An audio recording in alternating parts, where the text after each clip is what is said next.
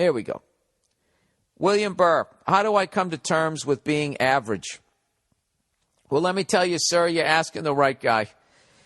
Love everything you do. Come to see your show on August 23rd at the MGM. That's right. I'm going to be at the MGM in Foxwoods, Connecticut on August 23rd. Oh, and by the way, I have a super secret, very special show that I'm going to be doing at the end of August. All right? I'm teasing it right now with another comedian that is way beyond me or my abilities. And I've always wanted to work with them, and I reached out to them, and we're going to do a co-headlining show. Where, you ask? I'm not saying shit until tickets go on sale. When, you ask? I told you, towards the end of August. Why, Bill? Why are you doing this, you ask? Because I'm learning from other radio guys. You kind of put half the information out there. You get everybody at the edge of their seats, and then the fucking Blackhawks score 2 goals on you, and it's over. Sorry. How do I come to terms that I just won't be financially successful to the point where money is not an issue? Jesus Christ, dude, that just made me feel sad. Why would you think that? All right, I guess he's going to go into detail as to why. He goes, I'm 30, held many technical positions in the corporate ladder at a few big companies. It is everything Office Space made it out to be, which has driven me to file patents or ideas and improvements, as well as start a few side businesses that didn't seem to really take flight. Well, there you go, sir. You know, you're basing your self-worth on other people employing you. All right? God knows I got enough shit on my podcast. eVoice, LegalZoom, Stance.com, all of that shit for you to run a fucking side business while you're holding down your job at this corporate nightmare that you don't want to be in. Believe in your talents. Dude, you think I just walked on stage and tried 3 fucking jokes and then it worked? I bombed for fucking years. For years and years and years. Like almost the first 11 years of my career, I swear to God, every time I went on stage, it was a crapshoot, whether it was going to go well or not. It was even longer than that. It's basically once you start selling tickets and people come out to your show that the bombing goes way down. And it also makes you softer as a comic because people are coming out to see you. They give you a giant ovation as you go out there. They're already on your side. It's a home game. All right? Before you sell tickets as a comedian, every night is a fucking away game, and it's a rivalry game, and they fucking hate you. All right? So I think you're a really talented guy. I think, you know what, a lot of smart people are slightly depressed, which is how this is reading. And, dude, you just got to force yourself to pick yourself up off the mat and throw yourself against the wall. All right? Not yourself. Sorry. Stupid idea. Don't throw yourself against the wall. Whatever idea you got. Just keep putting it out there. All right? And you patent all those fucking things, and you get yourself a goddamn lawyer. So when these corporate cunts come sniffing around and they want to dangle some carrot in front of you, you make sure you get as much as that carrot as humanly fucking possible. All right? Is a donkey really that dumb that it just keeps walking towards that carrot? Is it looking at it like it's a mountain? Like, wow, it's just way off in the distance. You know, is the donkey sitting there praying to its God as it just keeps, thank you. What the fuck would their God be? Can't say Jesus, I'll piss them off. You know, somebody told me the other day, why don't you make fun of Muslims, you pussy? Right? I make fun of my own fucking religion. All right? I stay within my wheelhouse. I make fun of what the fuck I know. You heard me try to talk about Eastern Europe. I don't know shit about it. It embarrasses me. I don't know anything about Muslims other than they throw down the yoga mat every day around 4 o'clock. When all the stoners start getting baked, they're actually talking to their higher power, which is my higher power and it's your higher power. We're all praying to the same fucking vibe, that same spirit, you know? So fucking ridiculous, and everybody's got to do it their own way. No, you got to fucking tap your elbow twice before you did it, and you didn't do that, so now I'm going to saw your fucking head off. Yeah, and people still show up and give it money and put on a silly hat, right? Who's kidding who? Anytime I think I'm going to die, I always start praying, and I pray to the God that I was told, you know. I say a prayer, I say a prayer every time my plane takes off and right before it lands, every fucking time. I say a prayer that it doesn't fucking crash, you know? And when I think about it crashing, I know exactly what I would say to a higher power. I'm sorry. Right? And then it'll be like when I die and I go and get judged and he's like, sorry for what?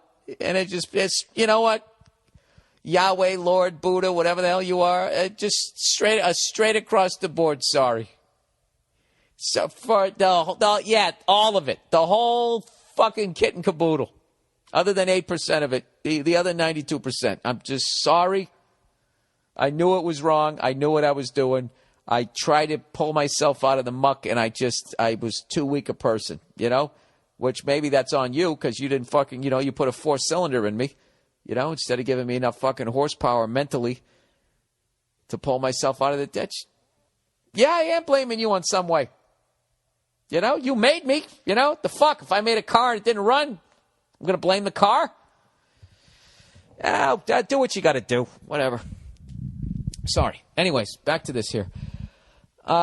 He goes, I work 50 to 60 hours a week, feeling burnt while trying my last side business. With no time but work, I'm about to realize, fuck it. Dude, don't quit. Do not quit. He goes, he's about ready to say, fuck it. It just won't be me. I won't be the guy with a lake house or a guy who can buy cars with a briefcase of money or a guy with 22-year-olds on his arm at 40. All right, now you're scaring me, dude. I thought you were just some guy that, you know, wanted to invent something and feel good about himself. But you sound like, dude, you want to move up in your company? Tell him that in your corporate fucking company there, just tell him that that's what you want. Just walk in and just say, listen, this is what I want: a house by a lake. I want to buy vintage cars with a briefcase full of money that nobody knows where it came from. And I want some 22-year-old ass on my arm my whole fucking life. I just want to keep trading them in. You know, like that guy who lived across the street who got the new Corvette every year because he worked for Chevy. Right? You tell them that shit, they're going to love it because they're going to be like, this guy is a fucking sociopath. He doesn't want to find love. He doesn't want to make the world a better place. He wants to go out there and get his.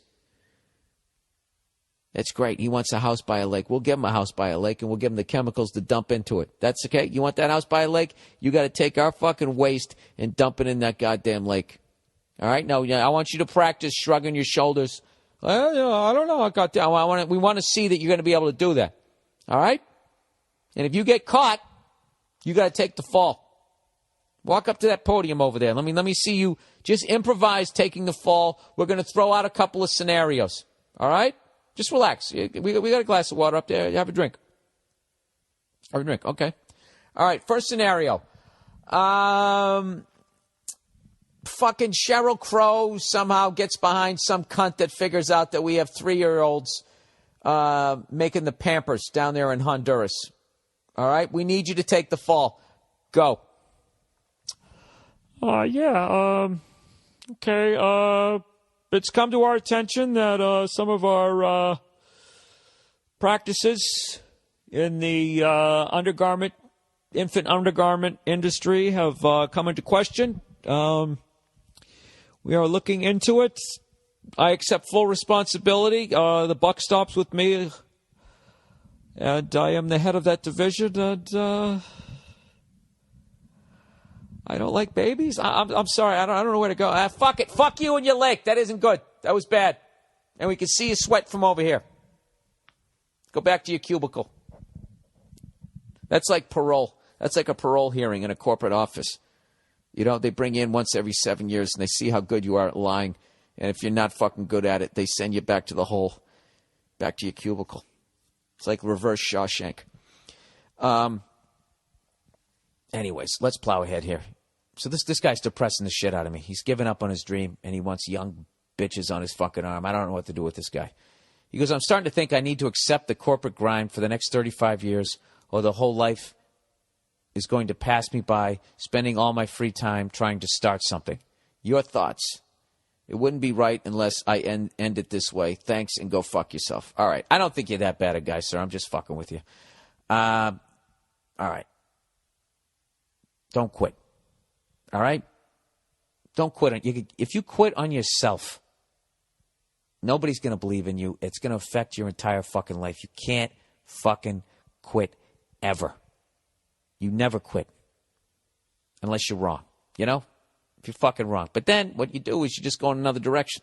That's all. Right? Like, let's say you always wanted to be a singer, but you sing like me. At some point, you got to have that honest moment. Be like, I fucking stink at this. But who's to say that you're not a good producer? You couldn't record singers. You know? Or you couldn't manage singers. Or you couldn't go down to the church choir and just lip sync and act like you were singing. Right? Or get a sex change, right? And turn yourself into some hot piece of ass and get to the top of the pop charts. There's always a way, sir. And I'm not saying to get a sex change. I'm not saying not to get one. All right? Just listen to me here. Just fucking don't fucking give up on that shit. You know what it is? That's your passion. Your passion is what you're doing when you're not working 50 to 60 hours a week. All right? And the reason why this is coming off so depressing is because your heart is in that. And this voice is getting louder every day saying you don't have what it takes and you need to quit. I've been there as a fucking comic. It's the fucking worst. It hits you right in the chest. All right? You got to push through that. All right? What I do is I come up with new jokes and I go even harder the next show. So that's what you got to do. You got to come up with a new Flowbee, a new George Foreman grill, a new fucking iPad, whatever the hell you're working on. You got to go even harder. Right? And someday you'll have a podcast. And you'll repeat shit 9 times in a row. And you'll mispronounce stuff. Right? And you'll have a house by a lake. I don't have a house by a lake, but I had one come through my fucking roof 3 months ago. Sorry. All right. Sir, don't quit. That will crush me, knowing that you quit. There's your halftime speech. Do not ever fucking give up on yourself. All right? What I would do if I was in your fucking situation, I would quit the corporate job first. I would downsize my life. All right? You got to make the sacrifices. Downsize your fucking life. Take a job that pays less with less hours. Live with less. Do you need all those fucking T-shirts? Do you need all that shit? Do you need a laptop? Do you need an iPad too? Do you need a mini iPad? Do you need every new fucking cell phone? You don't. You don't. How many fucking glasses can you drink out of at once? 1, maybe 2 if you join in a frat. All right? You drink out of 1. The reality is, sir, you need 1 bowl, 1 plate, 1 fork, 1 knife, 1 spoon. You know, you could have all your shit. Yeah, you need a bed. You need a TV. You got to stay in touch, right? Because you got to see what's out there, what they're selling for $19.95. But other than that, what do you need? Nothing. You don't need shit. So downsize your fucking life. Have a fucking yard sale, sir. And with that money, you know, go buy whatever the fuck it is you need to buy to invent some shit so you can get out of there. All right? But by all means, do not accept this as your fate. It isn't. You're doing your open mics like I did. And you know what? A lot of people fucking quit. I don't know what they're doing. Okay? But are they doing stand-up in a parking lot in an air-conditioned tent in Rhode Island next month like I am? No, they are not. All right, you know what I'm saying, man. I hope that fucking pumps you up. Don't fucking quit. Or, that'll make me sad. You want to make me sad? You fucking cunt. I don't even know you and you're making me sad. Stop it.